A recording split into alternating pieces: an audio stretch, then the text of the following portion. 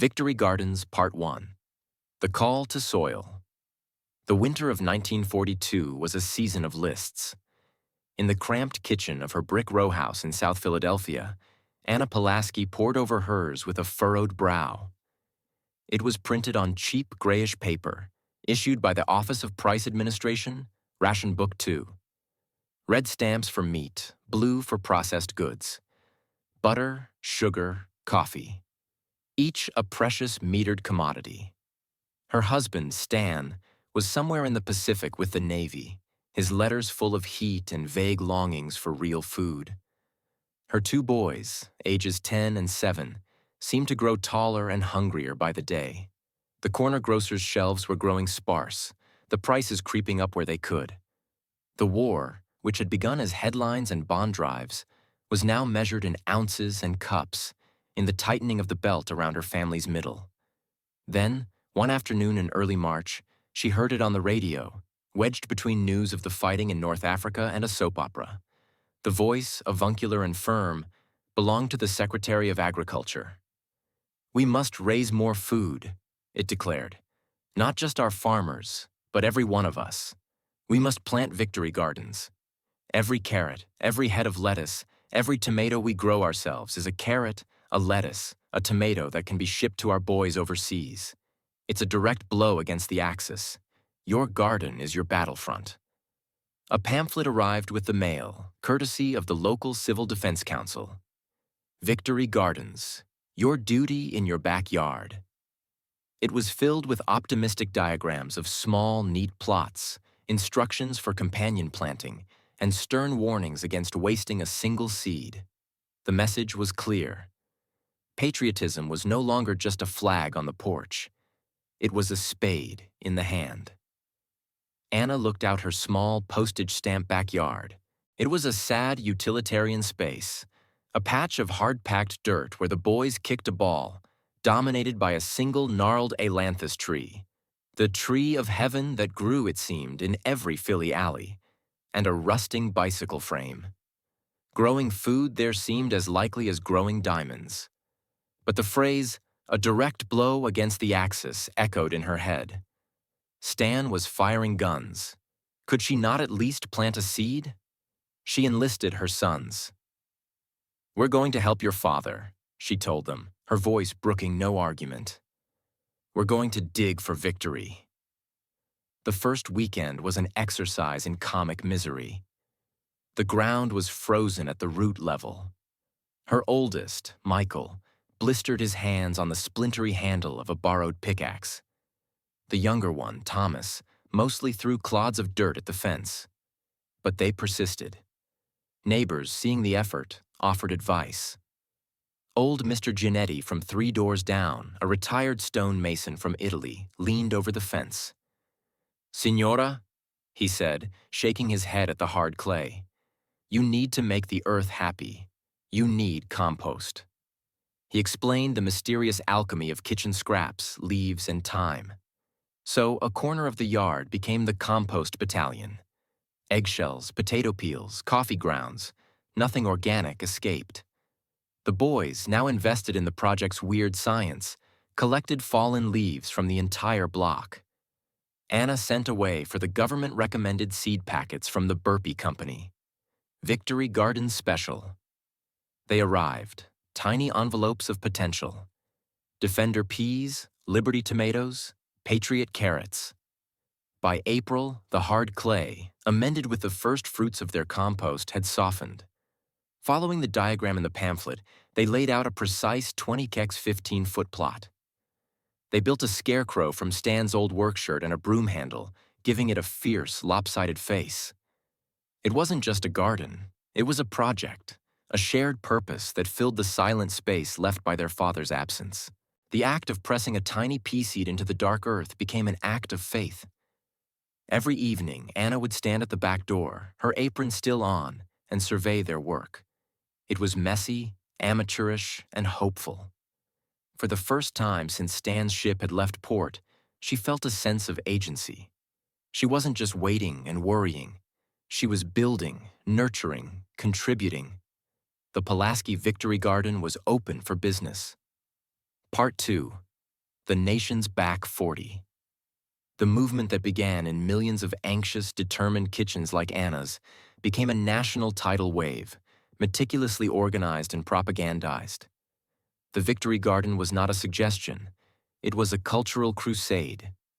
The government, through the Department of Agriculture and a myriad of volunteer organizations, provided the blueprint. Magazines like Life and the Saturday Evening Post were filled with glossy spreads of movie stars like Ingrid Bergman and Henry Fonda, happily hoeing rows of beans. "A garden will make him proud," captions urged over images of smiling soldiers receiving letters from home. In cities, vacant lots were transformed. In a bombed-out block of London, it was called Digging for Britain. In Detroit, it was the Motor City's other production line. In San Francisco, the majestic Golden Gate Park dedicated acres to communal victory gardens, where clerks and shipyard welders tended identical numbered plots side by side after their shifts. The San Francisco Garden became a democratic spectacle.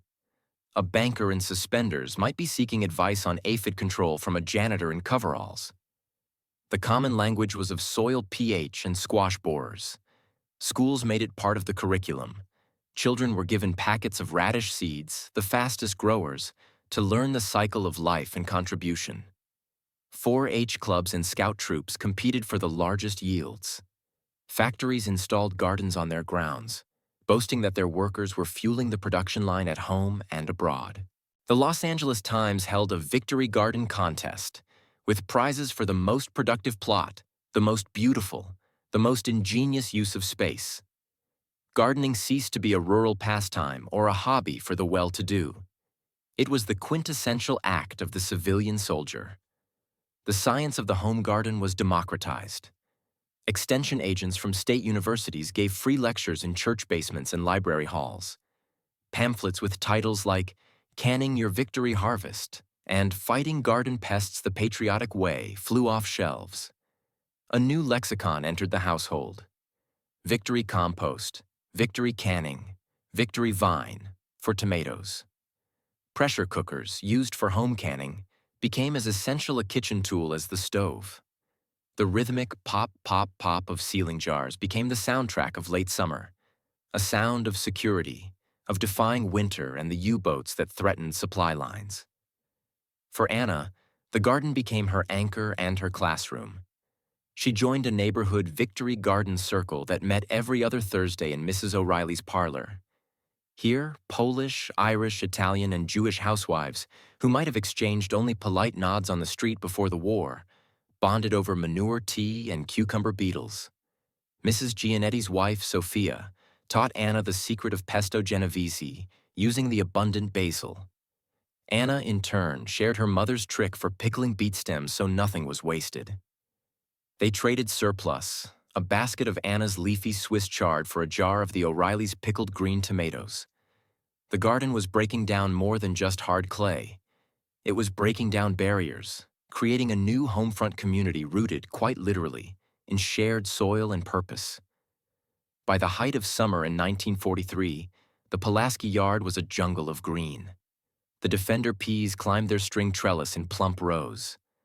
The Liberty tomatoes, staked and tied with old stockings, bore heavy, fragrant fruit. The Patriot carrots, when pulled, were stout and sweet. The yield was staggering, far more than her family could eat fresh. And so, Anna's kitchen became a processing plant. She learned to can tomatoes, the boiling water bath steaming up the windows. She made pickles from the cucumbers. She packed beans into salt for leather breeches to be reconstituted in winter stews. The cellar shelves, once holding Stan's homemade beer and preserves from a more abundant time, began to fill with the labeled bounty of their garden. Tomatoes, 43. Pickled beets aug, 43. String beans. One afternoon, Michael came home from running an errand, his face pale. Jimmy Miller's brother, his ship was lost, in the Atlantic. The war's shadow fell cold and sudden over the sun-drenched garden. Anna didn't know what to say. She put her arm around her son and led him outside. Wordlessly, she picked the sun-ripest, reddest tomato from the vine, wiped the dust off on her apron, and handed it to him. "Eat," she said. He bit into it, the juice running down his chin. It tasted of sun and soil and incredible, fragile life. It was not an answer to the horror of a torpedo in the cold sea, but it was a testament to the opposite force. Creation, care, the stubborn will to sustain. The garden was their bulwark against despair. Every jar on the cellar shelf was a small defiance, a promise that they would endure, and that they would have something to share when the world was made whole again. Part 3. The Harvest of Peace. By 1944, the Victory Garden movement had achieved something once thought impossible. It had turned the United States into a nation of gardeners.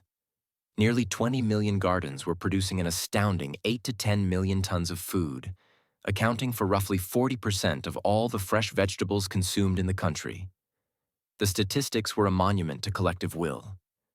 But for the gardeners, the true harvest was not measured in bushels alone. For Anna, the garden had become a living letter to Stan.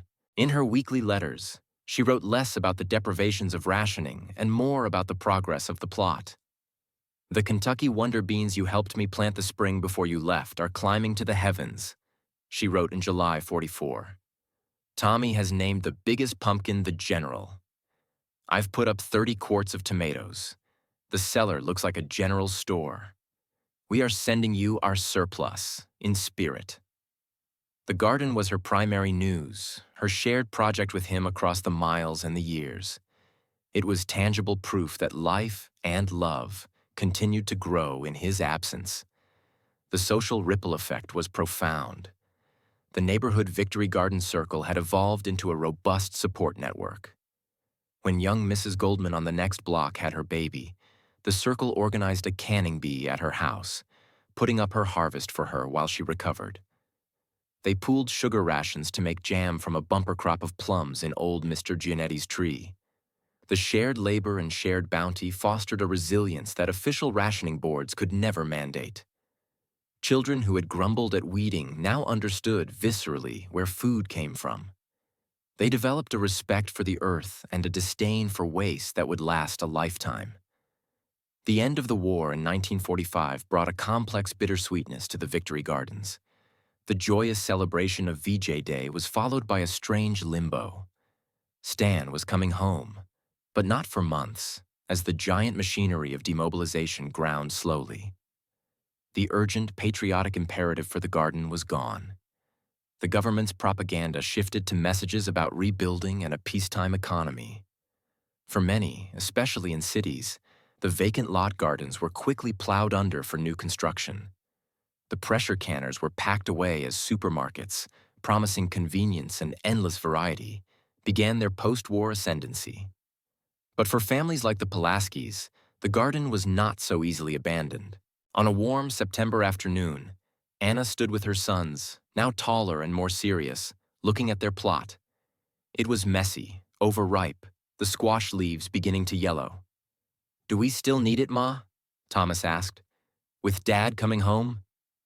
Anna thought of the letters, the shared purpose, the shelves full of food that represented security through the darkest days.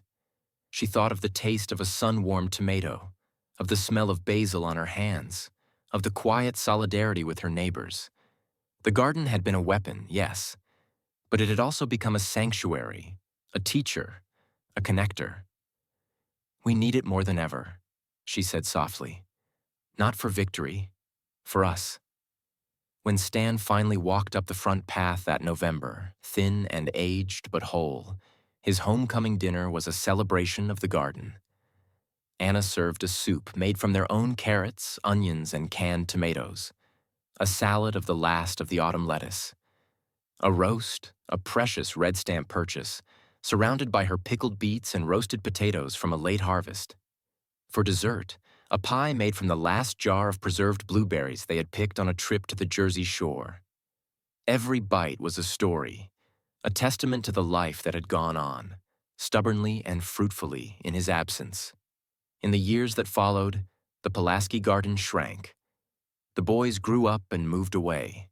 The neat rows gave way to flower beds and a small, manageable patch of Stan's tomatoes and Anna's herbs. But the legacy of the Victory Garden was indelible. It had transformed a generation's relationship with food and community.